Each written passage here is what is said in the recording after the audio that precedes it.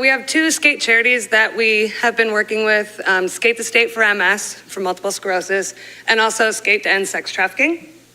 What we do is we pick a different state each year and we skate across it. And we go from one end to the other, talking to people along the way who have had MS, people who have been affected by the disease, and just raising awareness and funds for the Multiple Sclerosis Society. Every year, whatever state we skate across, we give that money to that society.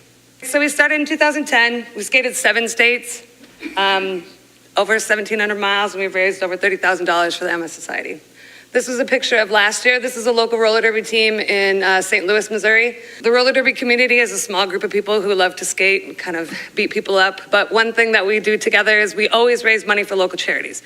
So whether it was in Sioux City when we were skating in Sioux City, Sioux Falls, wherever your roller derby teams are, we always band together and work together to make a difference in our communities. So that's a portion of what we do.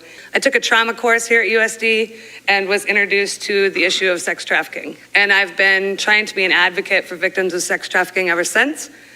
And I went along the same vein as our Skating for MS and decided that I would create a charity to kind of raise awareness to help others. This started in 2012, and it's just a small group of us just trying to make a difference. We went to 2 countries so far. Been working on a documentary. That's a slow process since I'm also working on my PhD. But my main goal is to make a textbook, something that we can use all the therapies that we know about to work with these victims, because it's one thing to need therapy, but it's another thing to be potentially raped for multiple times a day for multiple years. And how do we work with that? You know, we need to have different strategies and ways to work with those people that may not be by the book. You know, it might be going and getting a massage. It might be meditation. It might be talk therapy. You know, we need to have something that's across the board. So when we were in the Netherlands, we stopped at a place called Fear Friesland, which is a rehabilitation center for victims all across Europe. And, well, everywhere, actually. They were kind of from everywhere. And what they do is they have research in-house, and they talk to us about what they did for all their therapies. So it was a great place for us to start to kind of figure out what they're doing, see their research, and kind of move from there so we can bring that to the United States. Because whether we think it happens in Thailand, which we'll talk about next, or whether we think it happens in the Netherlands, it's happening right here as well. Thailand, we found, was the trafficking there was actually now being done by, in countries like Laos and Cambodia, the bordering countries, where they're going into small villages, taking the women and teenage girls out and bringing them into cities like Bangkok, where they isolate them and put them in bars and use them as part of